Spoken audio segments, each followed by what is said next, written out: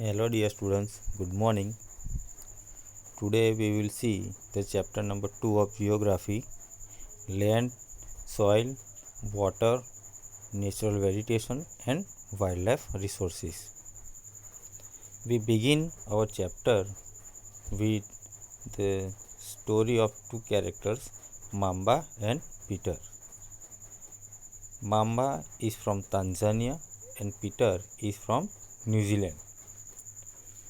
So, first we see a story of Mamba.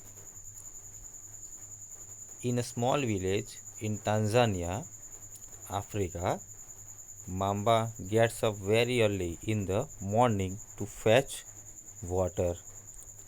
He has to walk a long way and return after a few hours. She then helps her mother in the house and joins her brother in taking care of their goats. All her family owns is a piece of rocky land around their small hut. Mamba's father can barely grow some maize and beans on it after toiling hard. This is not enough to feed their family for the whole year. So, here Mamba was staying in a small village of Tanzania, which is in Africa continent. Tanzania is a country and it is in Africa continent. So here Mamba gets up very early to bring the water from the long way.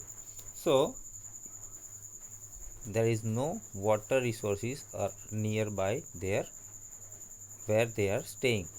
So she has to walk the long way and return after a few hours.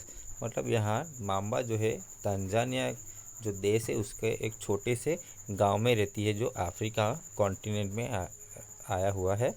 और mamba सुबह में जल्दी उठ जाती थी क्योंकि उसको पानी लेने के लिए जाना पड़ता था और पानी लेने के लिए उसको बहुत लंबा जाना पड़ता था, बहुत दूर तक पानी लेने के लिए जा और फिर वहाँ से वापस आना, इसमें कई घंटे लग जाते थे। फिर पानी लेने के बाद वो अपनी जो माता है, मदर है, उसको घर के कामकाज में मदद करती थी। उसके बाद उसके जो भाई है, ठीक है, उसको उनके वहाँ जो गोट्स है, गोट्स मतलब जो बकरियाँ है, उसको चराने में, खाना खिलाने में या उसका जो भी काम है वो काम है उसमें उसकी मदद करती थी। एंड उसकी जो फैमिली है वो कहाँ रहती थी, तो एक रॉकी लैंड मतलब पत्थरों वाली जगह, जो बड़े बड़े पत्थर है, पर्वतीय विस्तार जो है, माउंटेनियस एरिया है, वहाँ रहती थी। और उनकी जो हट थी उसके आजू बाजू बहुत ही बड़े पत्थर थे। माम्बा जो थे उसके फादर जो है वो बहुत बड़ी मुश्किल से कुछ मेज़ मतलब कॉर्न और कुछ बीन्स क्या करते थे, उगाते थे और उन पे ही अपना गुजर चलाते थे। और ये करने के लिए उनको बहुत बड़ी मेहनत करनी पड़ती क्योंकि वो रॉकी लैंड थी, वहाँ पे सॉइल इतनी ज़्यादा मिलती नहीं थी, ठीक है। तो इसकी वजह से उनको खेती करने के लिए बहुत मेहनत करनी पड़ती थी।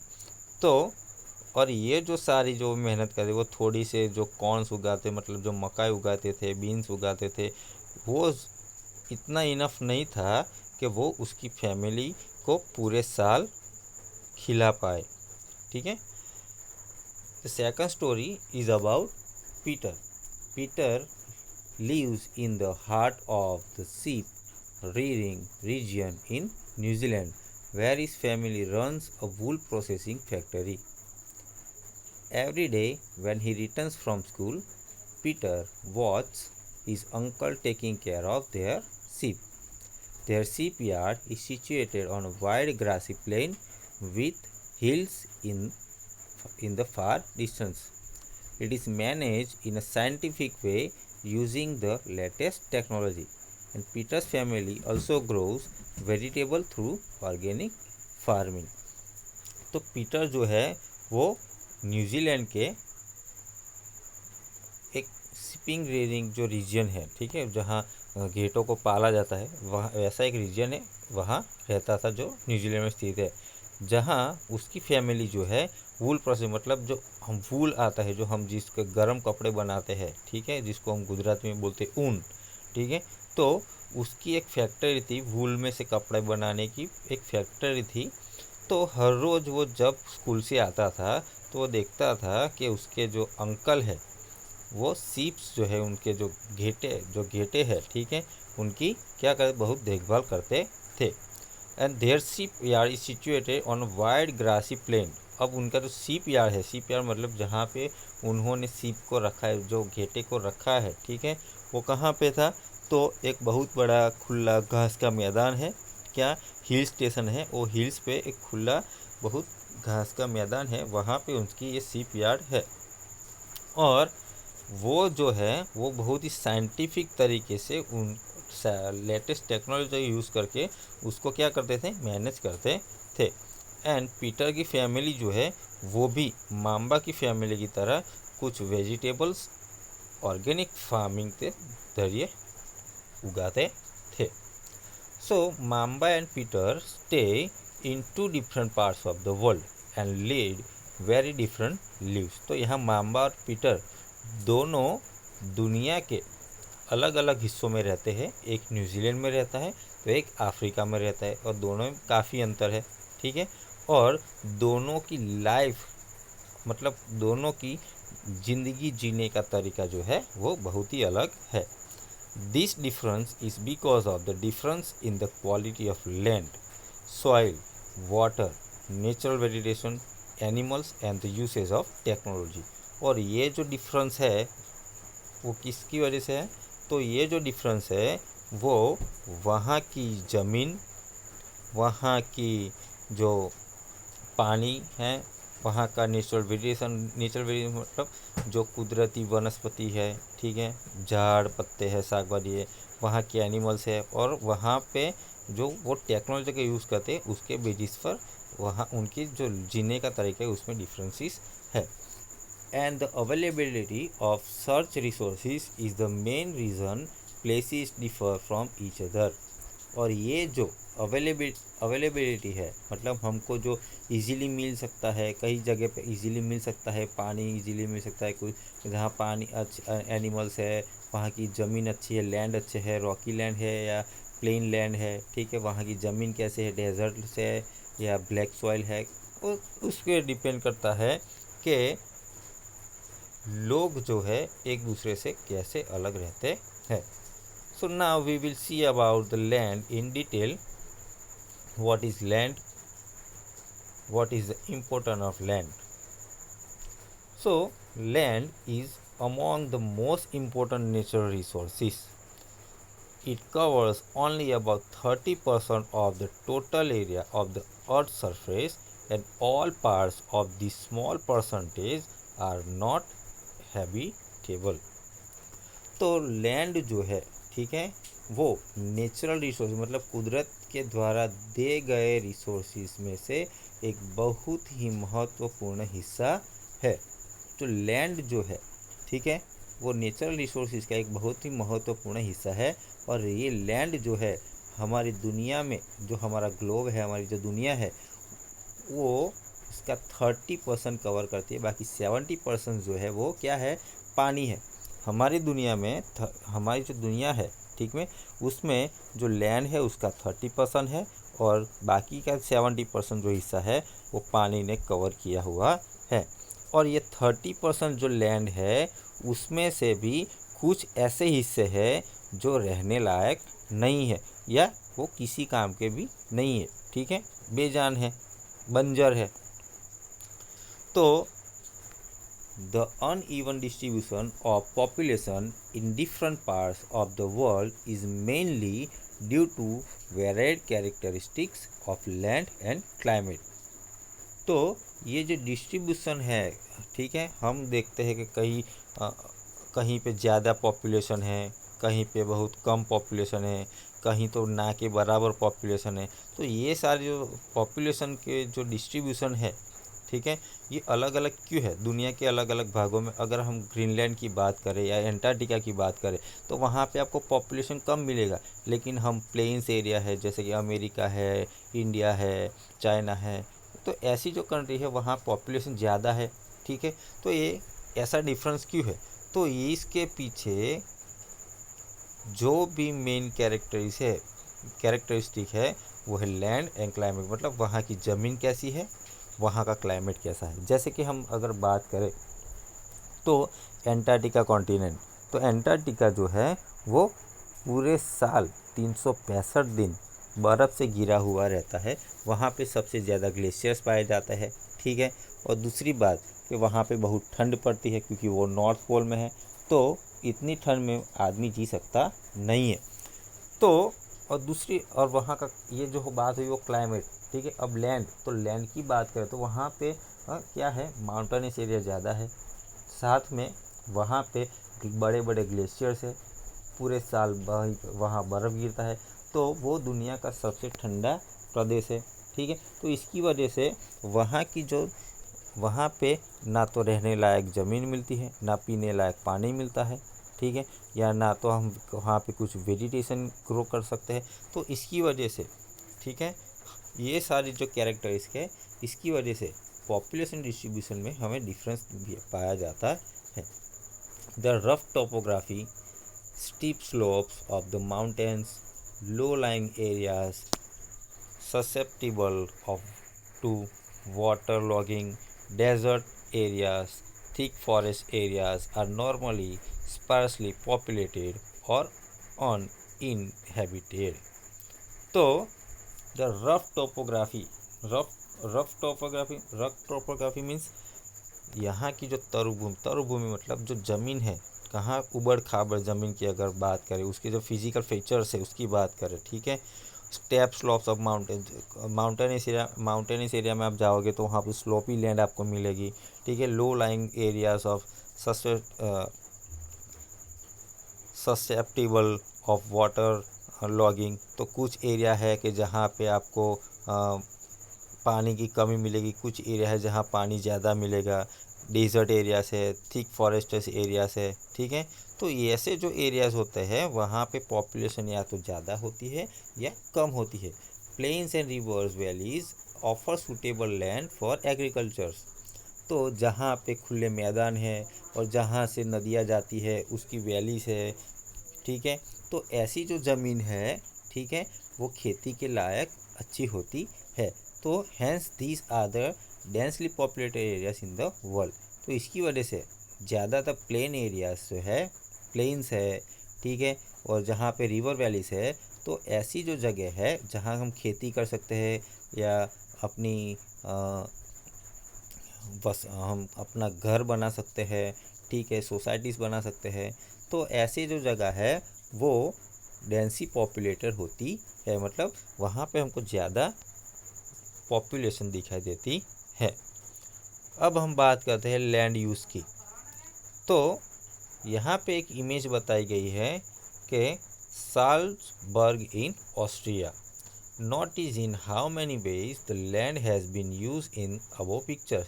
तो यहाँ पे एक इमेज दी गई है और नीचे एक क्वेश्चन पूछा गया है कि यहाँ पे जो लैंड है उसका किस तरह से, किस प्रकार यूज़ किया गया है।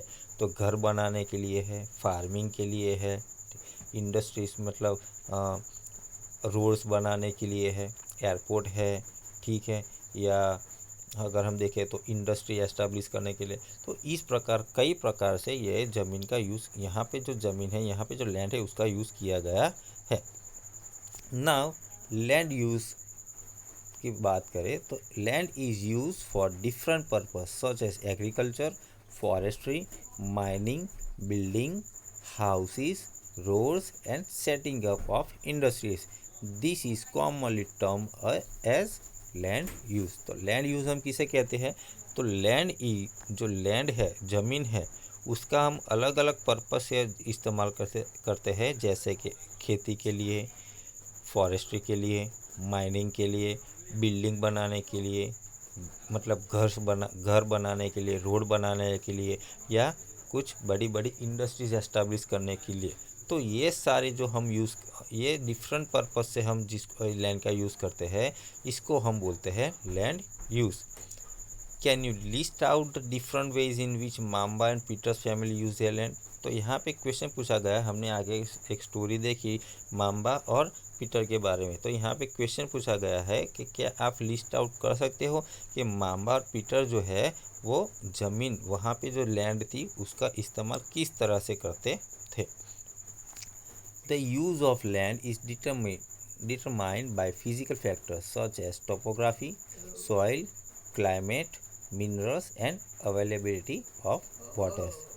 तो ज़मीन का इस्तेमाल जो हम करते हैं, ठीक है, वो किस बेसिस पर डिटरमाइन किए जाते थे, उसका फिजिकल फैक्टर्स जैसे कि वहाँ की टोपोग्राफी मतलब वहाँ की ज़मीन कैसी है, ऊबड़ खाबड़ है, माउंटेनियस है, डेजर्टियड है, ठीक है। सॉइल, वहाँ की मिट्टी कैसी है, रेड सॉइल है, ब्लैक सॉइल है, फर्टाइल सॉइल है या अनफर्टाइल सॉइल है, कैसी है।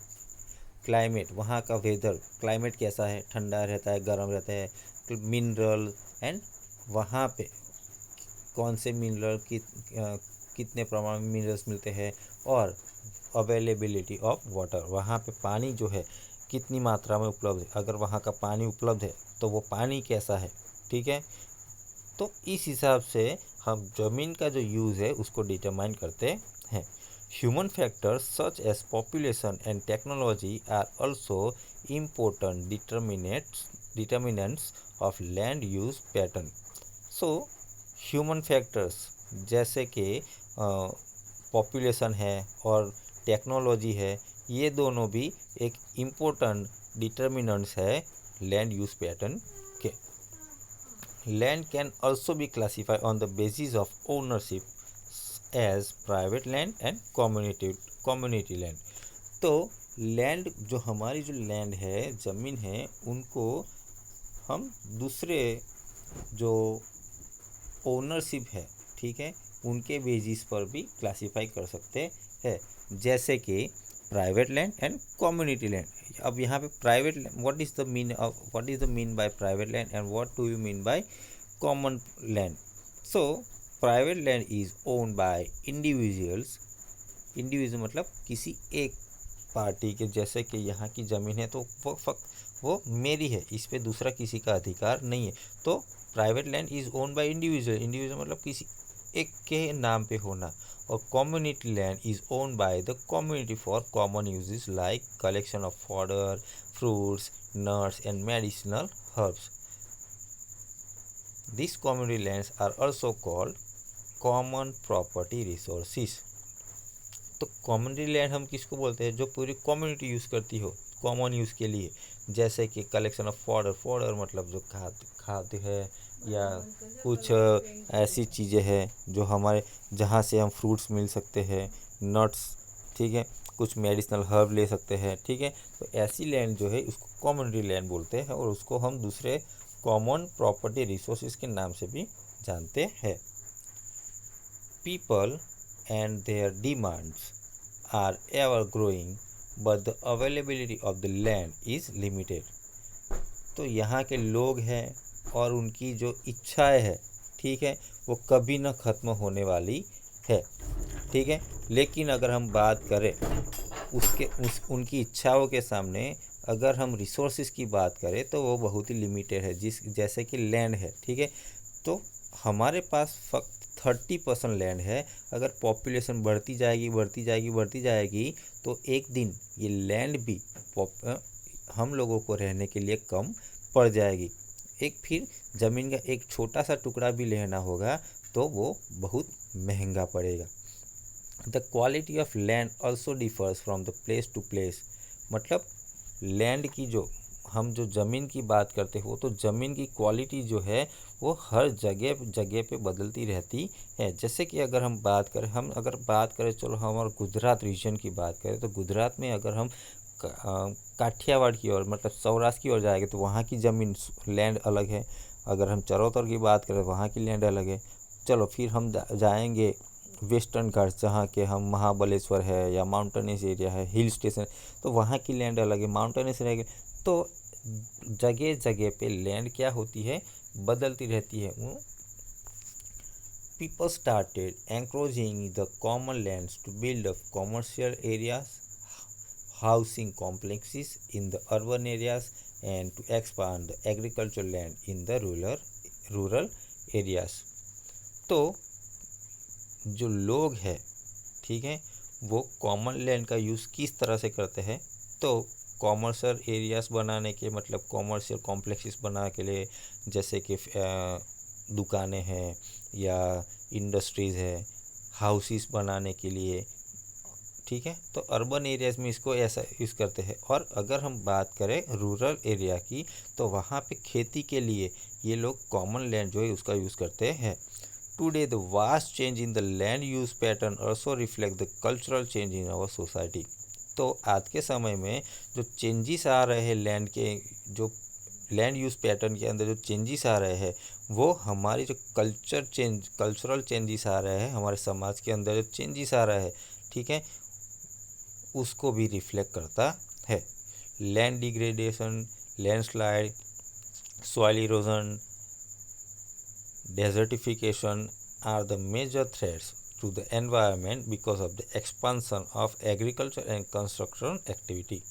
तो ये लैंड ग्रेडेशन जो हो रहा है कई जगह पे लैंडस्लाइड हो रहा है, कई जगह पे सॉइल इरोशन, मतलब जो ज़मीन धुलती जा रही है, डेजर्टिफिकेशन, कई जगह पे जो डेजर्ट है वो बढ़ता ही जा रहा है, ठीक है। तो ये सारे थ्रेट्स है, ठीक है, हमारे पर्यावरण में जो सारे थ्रेट्स बदलाव आ रहे हैं, उसके पीछे की जो वजह है वो क्या है, तो लोग खेती के लिए ज़मीन का जो यूज़ करते हैं और अलग अलग कंस्ट्रक्शन एक्टिविटीज़ होती है, ठीक है। तो ये जो सारे फैक्टर्स है, वो ये सारी थ्रेट्स के लिए क्या है, रिस्पॉन्सिबल है। Change in land use over time. Here four images are given to you.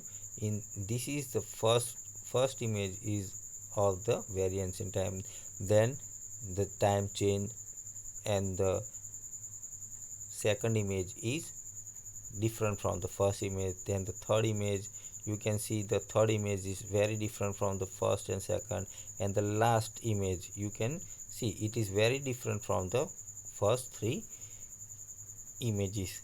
So this is a change in land use over time. As the time passes, the use of land, we can say the change in the use of land. Now the conservation of the land resources. Now growing population and their ever growing demand has led to the large scale of destruction of forest cover and arable land, and has created a fear of losing these natural resources.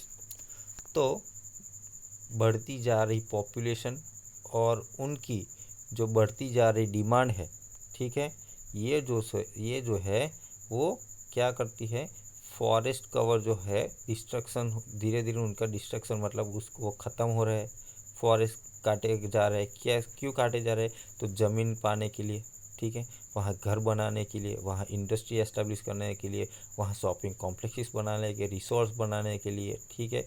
तो ऐसे करके वो क्या कर रहे हैं, ज़मीन forest cut करके वहाँ ज़मीन का यूज़, अब फॉरेस्ट कट हो गए तो सॉइल इरोजन होगा, पानी, बारिश नहीं होगी।